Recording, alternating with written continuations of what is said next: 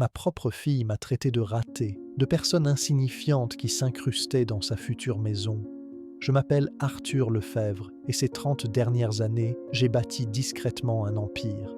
Un empire que Chloé, ma fille, n'a jamais cherché à voir. Elle a exigé ma maison de 4 millions d'euros à la pointe de l'Azur pour son fiancé milliardaire, a claironné ses intentions à ses 600 000 abonnés sur Instagram et m'a donné une seule journée pour vider les lieux et disparaître. Ce qu'elle n'avait pas compris, c'est que je n'étais pas seulement propriétaire de cette maison. J'étais aussi le propriétaire de l'appartement de luxe qu'elle était si certaine de posséder. Et le lendemain matin, les deux auraient disparu. Je n'ai pas haussé le ton, je n'ai pas discuté. J'ai simplement pris mon téléphone et passé 3 appels très précis. Si par hasard vous regardez cette vidéo, faites-moi une faveur et abonnez-vous. Et dites-moi dans les commentaires d'où vous regardez. Car cette histoire a vraiment commencé il y a 30 ans, avec une promesse que je m'étais faite sur la différence cruciale entre offrir le monde sur un plateau et apprendre à quelqu'un à apprécier la valeur d'une petite partie de ce monde. Cette promesse était sur le point de coûter à ma fille bien plus qu'elle ne pourrait jamais l'imaginer. Quand la plupart des gens me regardent, ils voient exactement le même homme que ma fille, Chloé, voit. Un type à la fin de la cinquantaine, conduisant un vieux Renault Trafic de 20 ans à la peinture passée, approchant les 300 000 km au compteur. Le genre d'homme qui achète ses chemises en flanelle de la marque Tex chez Carrefour et se présente à des dîners chics avec une bouteille de vin à 20 € quand tous les autres apportent quelque chose qui en coûte 300. Chloé Lefebvre, 27 ans, influenceuse digitale avec une communauté de la taille d'une petite ville et absolument convaincue que son vieux père est un handicap social. Papa, sérieusement, on dirait un sans-abri, m'avait-elle dit le mois dernier quand je suis arrivé à sa fête d'anniversaire. Les amis de Julien vont penser que je sors de sous un pont. Julien de Courcy, héritier d'une dynastie immobilière, un empire familial estimé à un bon quart de milliard d'euros. Il conduit une McLaren à 400 000 € et porte des montres qui coûtent plus cher que ma première maison. Le premier véritable indice que je perdais ma fille est apparu il y a environ 6 mois. Elle a commencé à utiliser nonchalamment l'expression « la propriété familiale » en parlant de ma maison de la pointe de l'Azur. Bientôt, c'est devenu mon futur héritage. Et puis, finalement, c'était juste ma maison. Quand Julien et moi nous marierons, nous aurons évidemment besoin de la maison de la plage, a-t-elle déclaré lors d'un dîner que je payais. Tu peux trouver quelque chose de plus petit, quelque chose de plus approprié. Approprié. Ce mot s'est insinué sous ma peau. Le deuxième indice est arrivé quand elle a posté une story Instagram depuis mon propre salon avec la légende. Gérer quelques frictions familiales. Certaines personnes refusent tout simplement de comprendre leur place. La section des commentaires était un massacre. Ses abonnés, ses soi-disant fans, me traitaient de « père boomer qui fait de la rétention et qui l'empêchait d'avancer ». L'empêcher d'avancer. Un commentaire disait « Meuf, c'est ton droit de naissance. Prends juste ce qui t'appartient.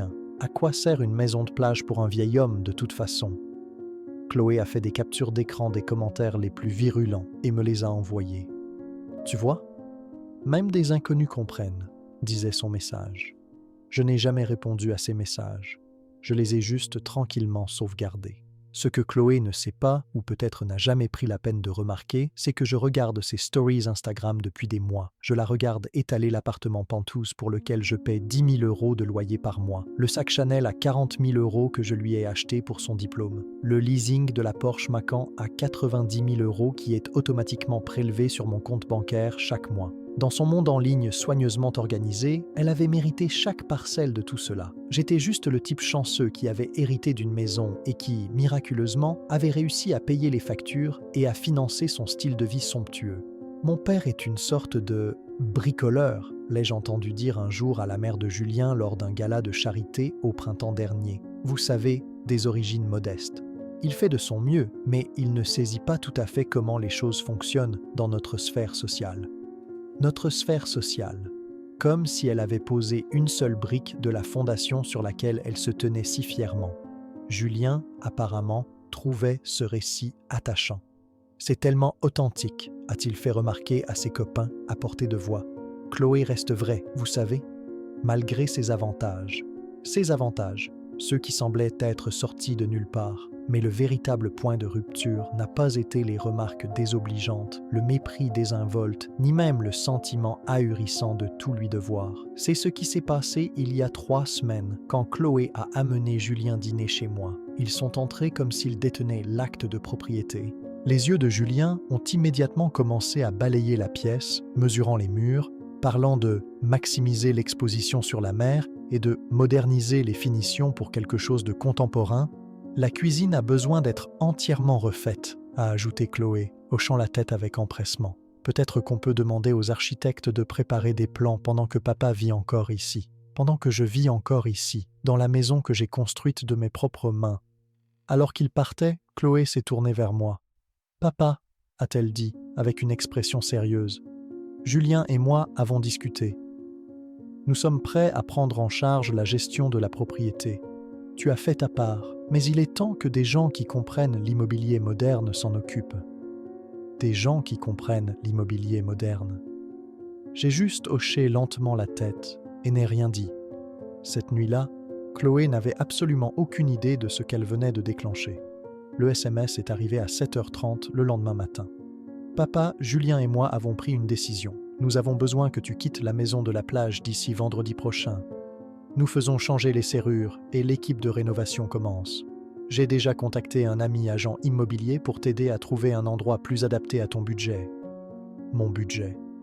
Le budget qu'elle était si certaine de comprendre. Je l'ai appelée immédiatement. Elle a décroché à la 4e sonnerie, la voix empreinte d'agacement. « Chloé, nous devons parler de ça. » « Il n'y a rien à dire. J'ai 27 ans, papa.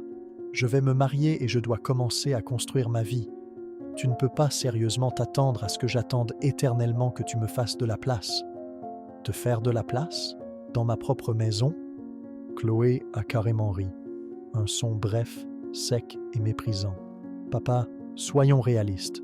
Tu ne peux pas te permettre l'entretien d'une propriété de 4 millions d'euros avec les quelques économies que tu as. Rien que la taxe foncière doit t'écraser. C'est pour le mieux, pour tout le monde. Les quelques économies que j'ai, la taxe foncière qui doit m'écraser. Chloé, t'es-tu déjà demandé comment je peux me permettre cette maison? Un héritage, n'est-ce pas?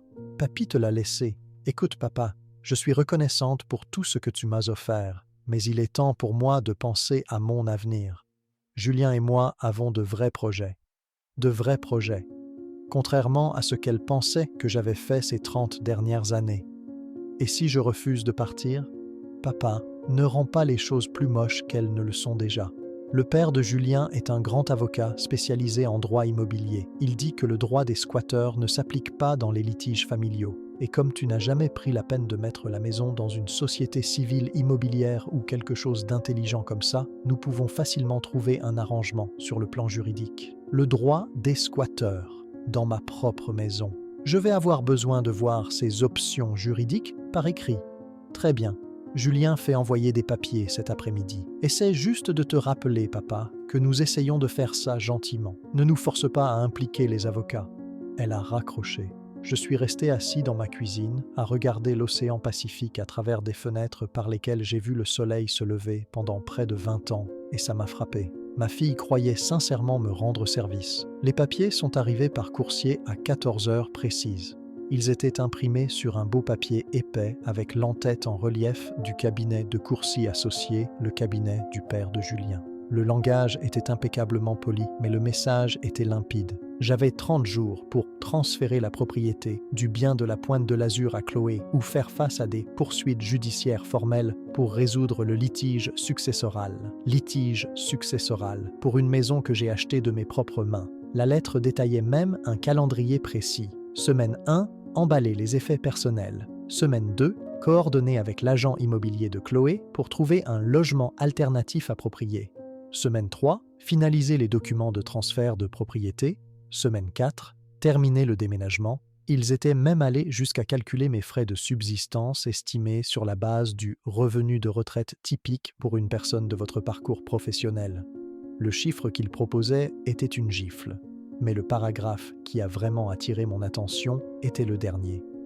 Nous comprenons que cette transition puisse être émotionnellement difficile, mais nous sommes convaincus que cet arrangement sert les intérêts à long terme de toutes les parties, y compris votre propre stabilité financière. ma propre stabilité financière. Ils allaient me sauver de la ruine financière en prenant ma maison. J'ai lu la lettre 3 fois.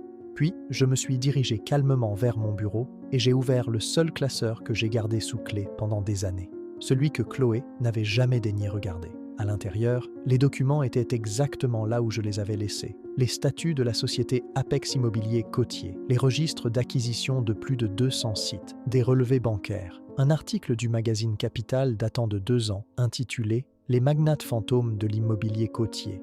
J'ai tout disposé soigneusement sur mon bureau et j'ai pris une série de photos claires avec mon téléphone. Ensuite, j'ai fait une liste des appels que je devais passer. Premier appel, Éléonore Vance, mon avocate depuis 25 ans. Elle a répondu instantanément. « Arthur, qu'est-ce qu'il y a ? Ta voix est différente. » Éléonore, j'ai besoin que tu me rédiges des documents et j'en ai besoin pour hier. De quel genre de documents parlons-nous ? Du genre qui apprendra à ma fille la différence très nette entre un héritage et une supposition.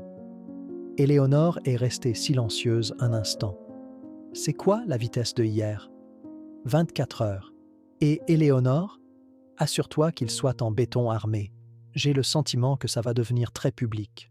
Deuxième appel, Michel Chen, vice-président des opérations chez Apex Immobilier Côtier. Arthur, on ne s'attendait pas à avoir de tes nouvelles avant la réunion trimestrielle du conseil. Les plans ont changé, Michel. J'ai besoin que tu accélères l'offre du groupe Harrison pour les 2 propriétés de la Pointe de l'Azur. Je veux le prix total demandé et paiement comptant, et je veux que ce soit conclu dans les 12 heures. 12 heures ? Arthur, c'est agressif. Je sais que c'est agressif, et je sais que c'est possible parce que nous l'avons déjà fait 2 fois. Fais en sorte que ça se fasse, Michel. Troisième appel, Dr Susan Albright, la thérapeute familiale que Chloé et moi avions vue pour quelques séances l'année dernière. Dr Albright, c'est Arthur Lefebvre.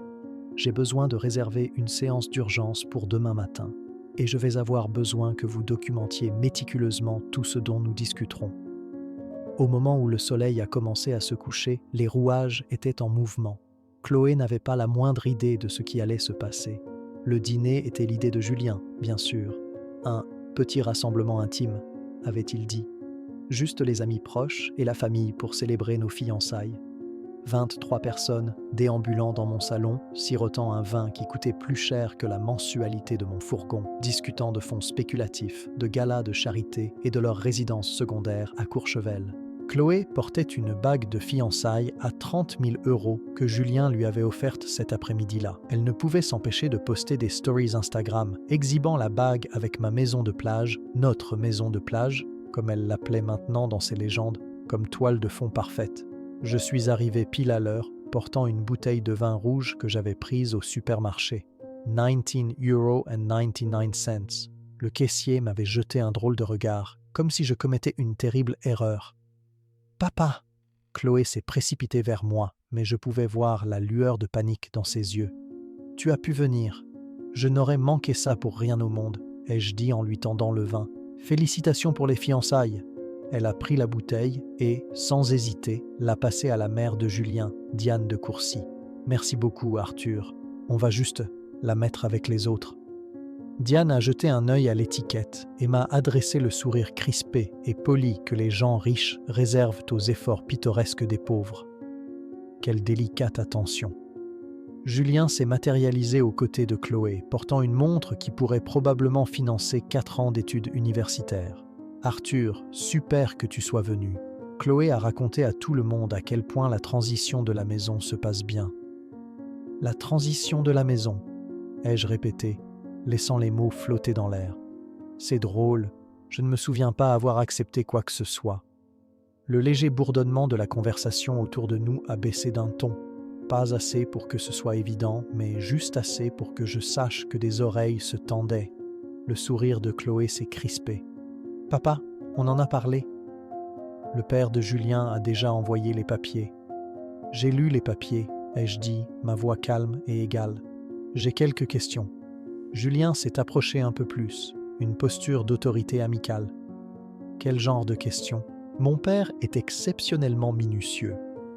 Des questions juridiques, ai-je dit, principalement sur la propriété et l'héritage. Diane de Courcy, la mère de Julien, est réapparue à nos côtés, tenant un verre de vin qui ne venait très certainement pas de ma bouteille. « Y a-t-il une sorte de problème, Arthur ?» Chloé avait l'air absolument mortifiée. « Non, non, aucun problème. Papa est juste prudent. » Prudent à propos de quoi? La voix de Diane avait ce ton sec et impatient que les gens riches utilisent lorsque les moins fortunés n'obtempèrent pas assez vite. À propos de signer l'acte de vente d'une maison que je possède en pleine propriété depuis près de 20 ans, ai-je répondu. La pièce est devenue nettement plus silencieuse. Julien a laissé échapper un petit rire condescendant. Arthur, je pense qu'il y a eu un léger malentendu. La maison est dans la famille de Chloé depuis des générations, n'est-ce pas? Il s'agit juste de rendre les papiers officiels pour elle.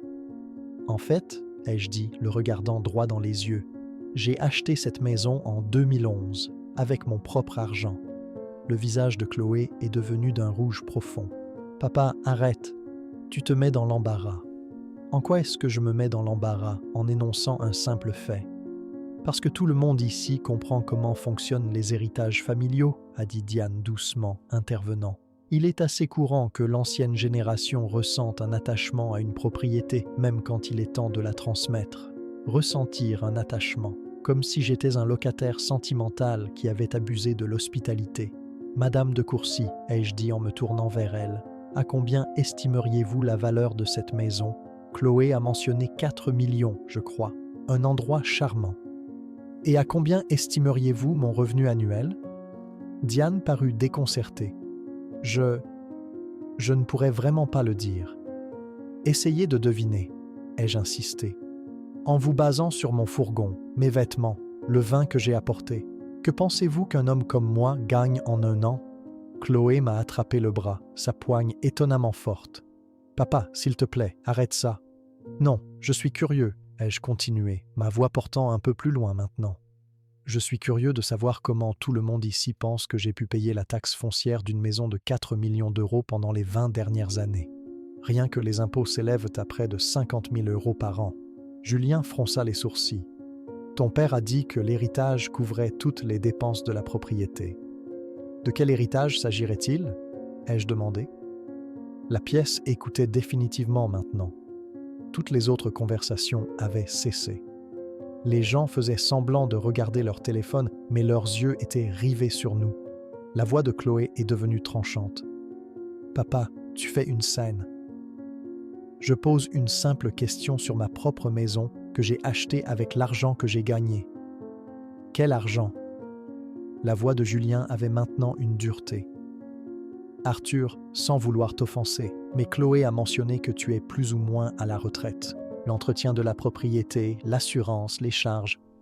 D'où vient cet argent? » La question que tout le monde dans la pièce pensait, mais que seul Julien était assez grossier pour poser. « C'est une très bonne question, » ai-je dit en me tournant vers ma fille.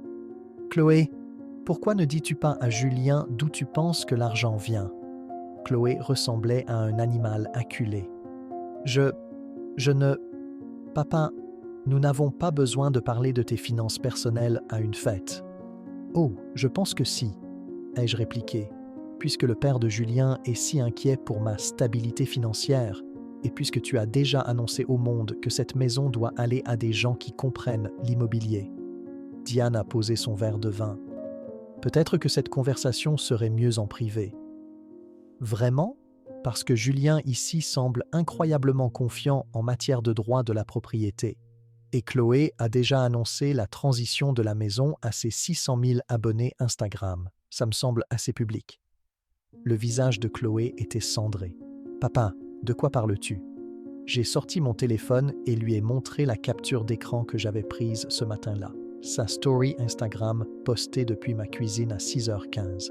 On avance sur les décisions immobilières familiales. Tellement important de savoir quand il est temps de se retirer. Nouveau chapitre croissance naturelle, objectif propriété.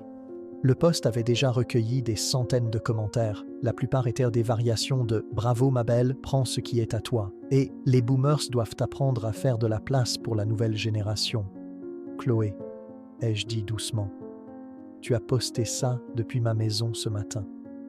Elle a fixé l'écran, sans voix. La pièce était maintenant complètement silencieuse. J'étais juste... J'étais excité pour notre avenir. Notre avenir, dans ma maison. Julien s'est éclairci la gorge. Arthur, peut-être devrions-nous remettre cette discussion à plus tard. Pourquoi? Tu semblais si sûr de toi en matière de droit successoral il y a 5 minutes. J'ai jeté un coup d'œil autour de la pièce, croisant le regard des 21 pères d'yeux qui regardaient maintenant ma fille réaliser qu'elle avait fait une erreur de calcul catastrophique et très publique. Je pense, ai-je dit, laissant ma voix remplir l'espace, qu'il est temps que tout le monde comprenne exactement de quel genre d'héritage nous parlons vraiment. Je suis allé à mon bureau et je suis revenu avec un unique dossier en carton. Chloé m'a regardé comme si je portais un explosif. « Papa, qu'est-ce que tu fais ?» Ce que j'aurais dû faire il y a des mois. J'ai composé le numéro d'Éléonore Vance là, devant tout le monde. Elle a répondu à la deuxième sonnerie. « Éléonore, c'est Arthur. J'ai besoin que tu m'expliques une petite hypothèse, devant témoins. » Chloé avait l'air sur le point d'être physiquement malade. « Papa, raccroche le téléphone. Éléonore, ai-je continué, si un individu a acheté une propriété avec ses propres fonds il y a près de 20 ans et que son enfant adulte commence soudainement à revendiquer des droits de succession sur cette propriété, comment appellerais-tu ça? La voix d'Éléonore, nette et professionnelle, est sortie du haut-parleur assez clairement pour que les personnes à proximité l'entendent. J'appellerais ça un cas potentiel de fraude en fonction des actions spécifiques entreprises. Diane de Courcy s'est avancée. « Arthur, je dois vraiment insister pour que nous discutions de cela en privé. Madame de Courcy, votre fils et ma fille ont annoncé leur intention de saisir ma maison à une salle pleine de gens et à 600 000 de leurs plus proches amis sur les réseaux sociaux. Je pense que le navire de la vie privée a coulé. Éléonore, ai-je poursuivi, et si ce même enfant faisait rédiger par le père de son fiancé, un avocat, des documents juridiques menaçant le véritable propriétaire de poursuites formelles s'il ne cédait pas volontairement la propriété? Arthur, cela dépendrait du langage exact utilisé, mais cela pourrait certainement constituer une tentative d'extorsion. Julien est devenu blanc comme un linge. « Attendez une minute !» Et Éléonore, ai-je coupé, et si le véritable propriétaire du bien avait des documents prouvant non seulement son achat unique du bien contesté, mais aussi sa propriété de multiples autres biens de grande valeur dont le demandeur ignore même l'existence? La pièce est devenue silencieuse. On aurait pu entendre une mouche voler. La voix d'Éléonore a soudain semblé très intéressée. « Arthur, est-ce qu'on parle enfin du portefeuille d'Apex Immobilier Côtier ?» Apex Immobilier Côtier. Le nom a flotté dans l'air comme un coup de tonnerre. Chloé m'a dévisagé, les yeux écarquillés de confusion. « C'est quoi, Apex Immobilier Côtier ?» Éléonore, pourriez-vous s'il vous plaît expliquer à tout le monde ce qu'est Apex Immobilier Côtier? Certainement. Apex Immobilier Côtier est une société privée de gestion immobilière de luxe sur le littoral, fondée il y a 30 ans.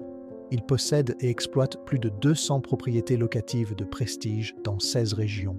Le portefeuille actuel est évalué à environ 90 millions d'euros.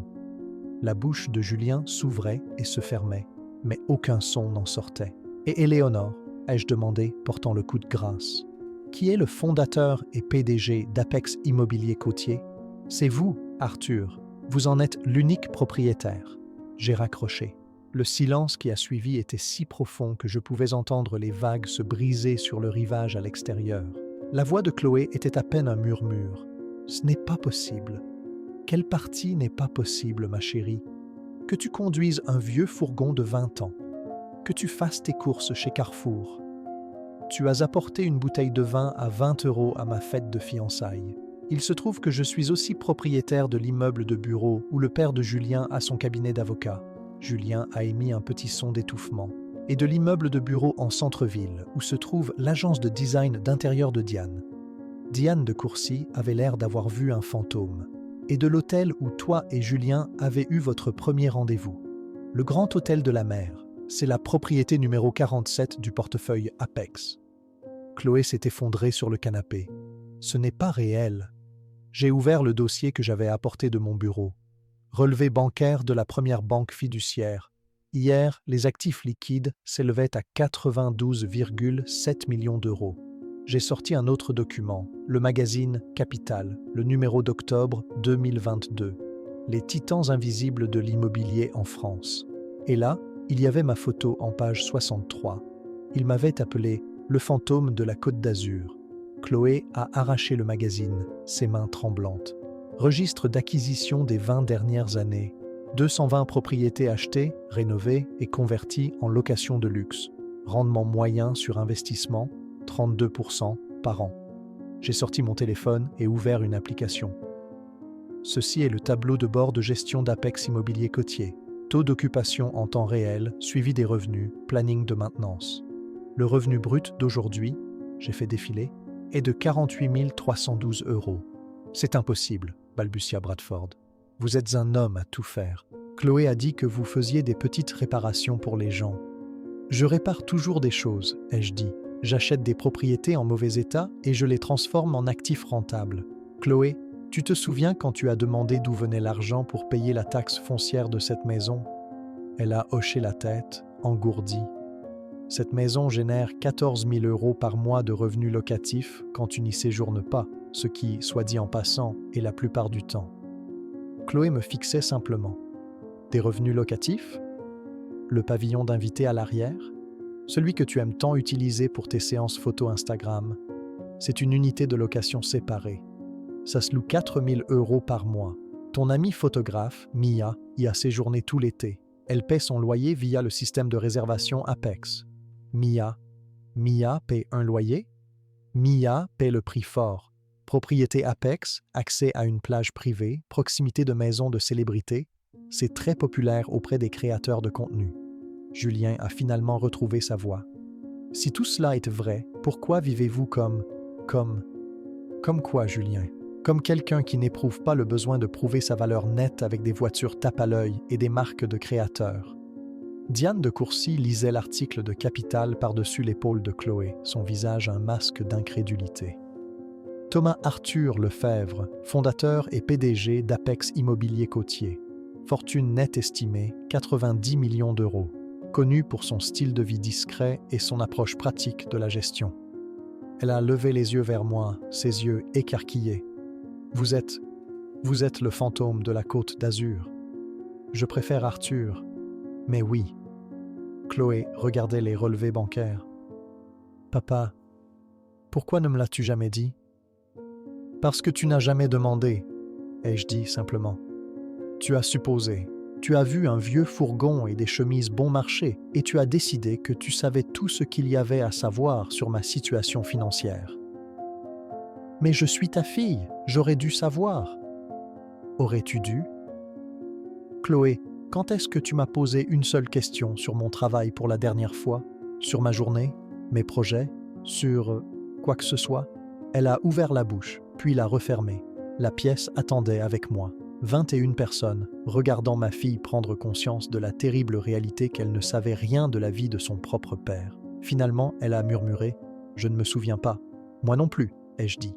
Ce qu'elle trouverait sur mon bureau le lendemain matin allait presque la briser. Chloé a quitté la fête sans un mot de plus. Elle a emmené Julien avec elle, tous deux ayant l'air de sortir d'un accident de voiture. Le reste des invités a trouvé des excuses et est parti en moins de 20 minutes. À 22 heures, j'étais seul dans ma maison, entouré de 2 douzaines de verres à vin vides et de la satisfaction tranquille de voir des gens privilégiés réaliser que leurs suppositions avaient des conséquences très réelles. À 23h30, mon téléphone a commencé à vibrer de notifications Instagram. Chloé était en direct. J'ai ouvert l'application et me suis retrouvé à regarder ma fille avoir une crise de nerfs complète et totale en temps réel. Elle était dans sa Porsche, garée sur le bord d'une route sombre que je ne reconnaissais pas, des larmes coulant sur son visage pendant que ses 600 000 abonnés tapaient des commentaires à une vitesse fulgurante. Les gars, je ne sais même pas par où commencer. Toute ma vie a été un mensonge. Mon père a fait semblant d'être pauvre tout ce temps. Les commentaires ont explosé. Quoi? OMG Chloé, raconte tout. Genre, il vaut apparemment 90 millions d'euros. 90 millions d'euros. Et il m'a laissé croire qu'il était un retraité fauché qui pouvait à peine garder sa maison. D'autres commentaires ont afflué. C'est vraiment dingue. Pourquoi il t'a caché ça? Les pères riches sont les pires. Chloé s'est essuyé le nez sur la manche de son pull coûteux. Il possède genre 200 propriétés. Il a été dans le magazine Capital. Capital! Et j'ai payé l'addition au restaurant parce que je pensais qu'il ne pouvait pas se le permettre. Le nombre de spectateurs grimpait. 43 000 personnes regardaient maintenant ma fille s'autodétruire publiquement. Et le pire, il fait payer des loyers aux gens pour rester dans notre maison. Notre maison. Genre, ma photographe Mia, elle paye 4 000 € par mois pour rester dans la maison d'amis. 4 000. Et mon père ne me l'a jamais dit. Julien est apparu dans le cadre, l'air épuisé et vaincu. Chérie, peut-être que tu ne devrais pas... Non, Julien, mes abonnés méritent de savoir quel genre de famille ils ont soutenu. Mon père m'a délibérément trompé. Il m'a fait passer pour une idiote complète devant tes parents. 48 000 spectateurs maintenant. Et vous savez quoi d'autre? Il me testait. Tout ce temps. Il me regardait faire toutes ses suppositions sur son argent, me laissait planifier tout mon avenir autour de l'héritage de sa maison, et juste attendait que je lui montre quel genre de personne je suis vraiment. Elle sanglotait ouvertement maintenant. Et j'ai échoué. J'ai complètement et totalement échoué. J'ai essayé de voler la maison de mon propre père parce que je pensais qu'il était trop pauvre et trop stupide pour faire quoi que ce soit. Les commentaires étaient maintenant un mélange de sympathie et de choc total. Certains la défendaient. Il aurait dû te le dire. Les parents ne devraient pas tester leurs enfants comme ça. D'autres étaient sans pitié. Tu as essayé de voler sa maison? C'est la définition même du privilège. Ton père a l'air d'être une légende. Le père de Julien a envoyé des papiers juridiques à mon père. Des papiers juridiques, le menaçant s'il ne renonçait pas à sa propre maison. Et mon père nous a juste laissé faire. Il nous a laissé nous ridiculiser complètement. 52 000 spectateurs. Julien a réessayé. Chloé, s'il te plaît, éteins juste la caméra. Pourquoi? Pour qu'on puisse tous prétendre que ça n'est jamais arrivé? Pour que je puisse recommencer à poster sur ma vie parfaite et organisée pendant que mon père pense secrètement que je suis un monstre avide et privilégié? Elle a regardé directement dans l'objectif de la caméra, parce que c'est ce que je suis. Je suis exactement le genre de personne qui essaierait de voler la maison de son propre père parce qu'elle pensait qu'il ne pouvait pas se payer un avocat pour l'arrêter. Les commentaires devenaient plus méchants. C'est tellement cringe. Supprime ça pendant que tu le peux encore, meuf. Ton père a évité une balle. Vous savez quelle est la partie vraiment tordue? Il paie pour tout, absolument tout. Mon appartement, ma voiture, mes cartes de crédit, tout mon style de vie. Et je me suis laissé croire que je le méritais, qu'il était juste un type chanceux qui avait hérité d'une maison. 57 000 spectateurs. J'ai posté ce matin sur les décisions immobilières familiales et les gens qui doivent se retirer. J'ai dit à un demi-million de personnes que mon pauvre vieux père devait me faire de la place. Et vous m'avez tous acclamé parce que vous pensiez que j'étais une girl boss qui reprenait ce qui lui revenait de droit.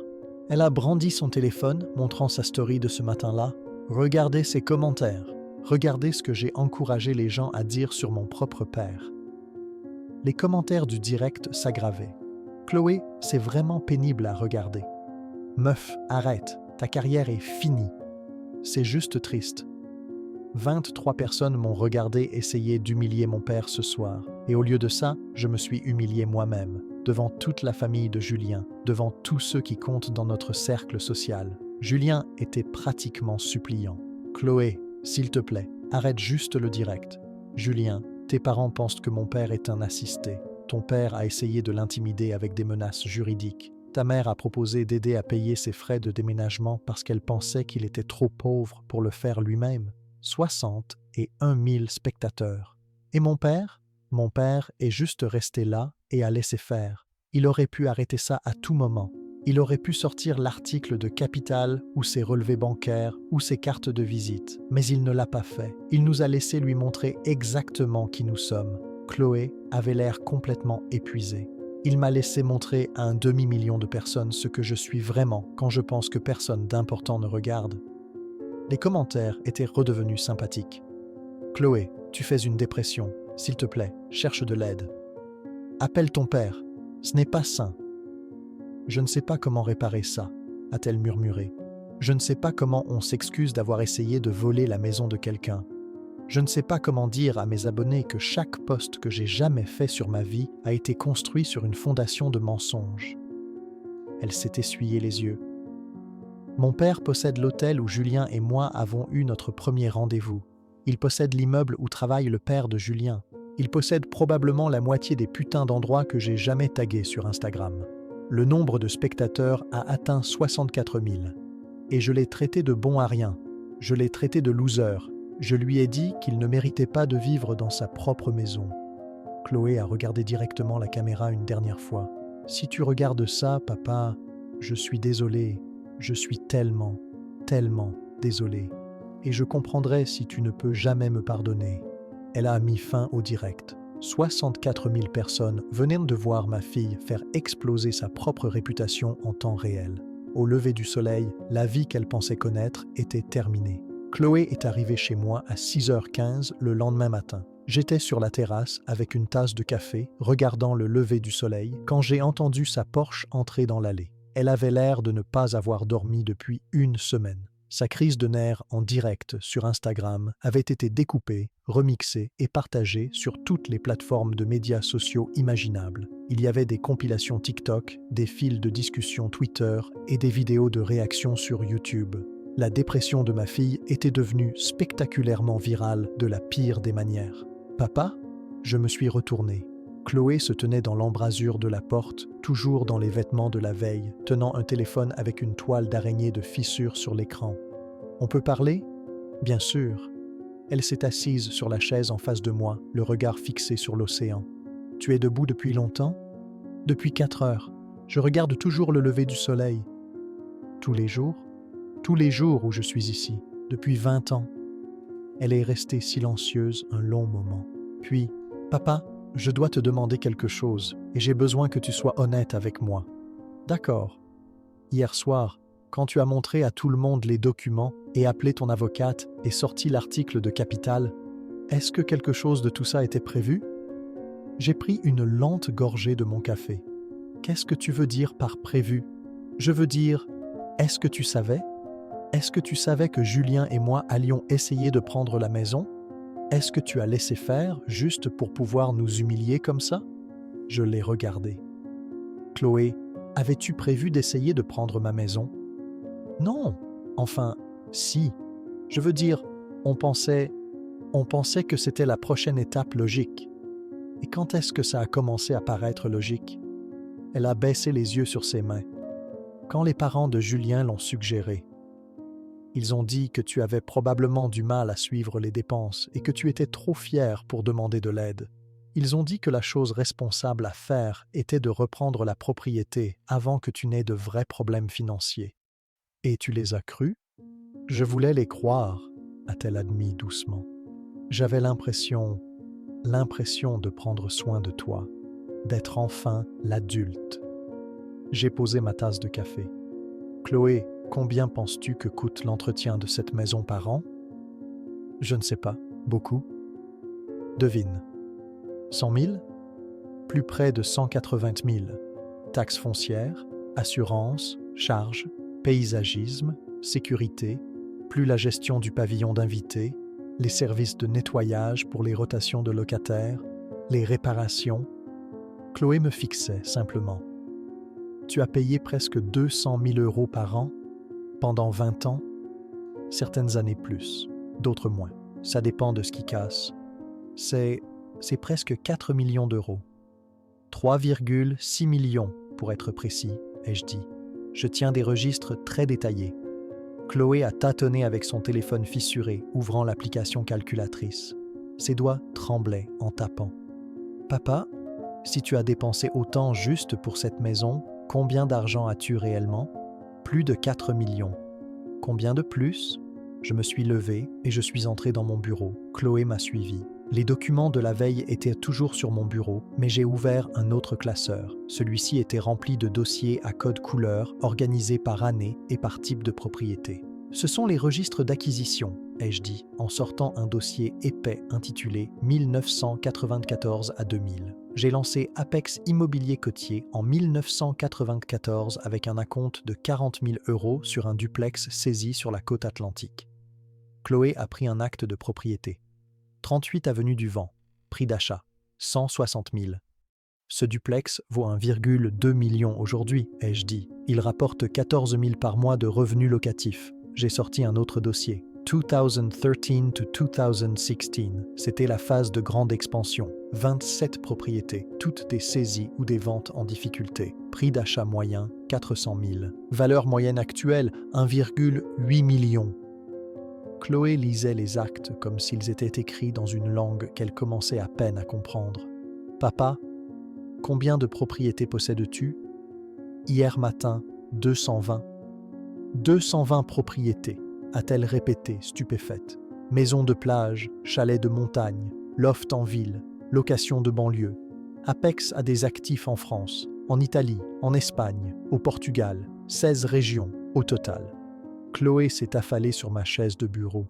Comment est-ce possible ? Les intérêts composés, le réinvestissement de chaque euro et beaucoup de très longues journées. J'ai ouvert mon ordinateur portable et affiché le portail Apex. C'est notre système nerveux central. Il gère toutes les réservations, les paiements, les demandes de maintenance et les communications avec les clients pour les 220 propriétés. L'écran affichait un tableau de bord en temps réel. Taux d'occupation actuel, 87%. Revenus projetés aujourd'hui, 51 436 €. Revenus de la semaine à ce jour, 312 890 €. Chloé a fixé l'écran. « Papa, ça dit que tu as gagné plus de 300 000 € cette semaine. C'est une bonne semaine, la saison des vacances d'été. En une semaine, tu as gagné plus d'argent que la plupart des gens en 5 ans. Chloé, je gagne ce genre d'argent depuis 15 ans. Où pensais-tu que tout cela allait ?» Elle a regardé autour de mon bureau simple, le bureau sans fioriture, l'ordinateur de base, les classeurs utilitaires. Je pensais que tu étais juste, organisé. Je suis organisé, extrêmement. C'est la seule façon de gérer 220 propriétés sans devenir fou. J'ai ouvert un autre dossier. Ce sont les interviews pour Capital. Ils ont fait mon portrait 3 fois. Les magnates invisibles de l'immobilier, les propriétaires furtifs de France et les millionnaires d'à côté que vous ne reconnaîtriez jamais. Chloé a pris l'article le plus récent. Le titre disait « Arthur Lefebvre, l'homme à 90 millions d'euros qui conduit un fourgon à 5 000 €. » Ils m'ont interviewé pendant 6 heures, ai-je dit. Ils voulaient comprendre comment quelqu'un pouvait bâtir ce genre de richesse tout en menant une vie complètement normale. Chloé a lu l'article en silence, puis elle a levé les yeux, remplis de larmes. « Papa, cet article te qualifie de l'un des entrepreneurs immobiliers les plus prospères et éthiques de la Côte d'Azur. Il dit que tu as créé plus de 400 emplois et généré plus de 12 millions de recettes fiscales locales. La gestion immobilière est un secteur à forte intensité de main-d'œuvre, ai-je dit. Équipe de nettoyage, équipe de maintenance, paysagistes, sociétés de sécurité, artisans locaux.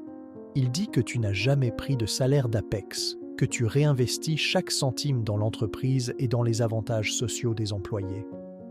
Pourquoi aurais-je besoin d'un salaire ?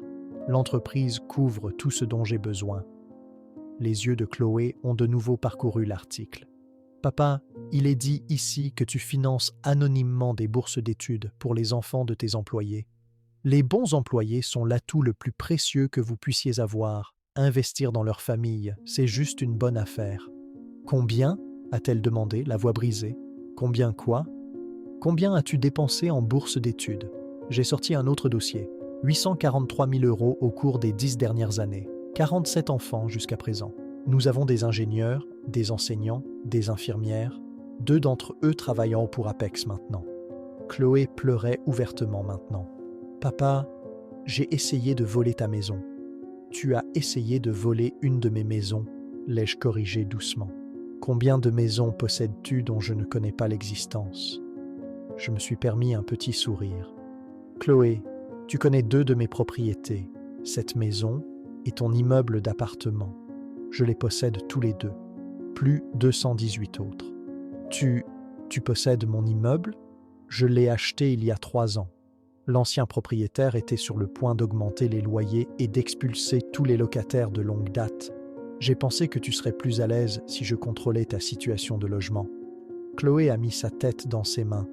Oh mon Dieu! Chloé, il y a autre chose que tu dois savoir. Elle a levé les yeux, le visage pâle. Je ne possède plus ces propriétés. Que veux-tu dire? A-t-elle murmuré. Je veux dire que je les ai vendues. Hier, cette maison est ton immeuble. Tu as vendu mon appartement? J'ai vendu tout ce que tu pensais être à toi, ai-je dit. Chloé m'a regardé, en état de choc absolu et total. Les nouveaux propriétaires prennent possession à midi aujourd'hui. Fin de l'histoire.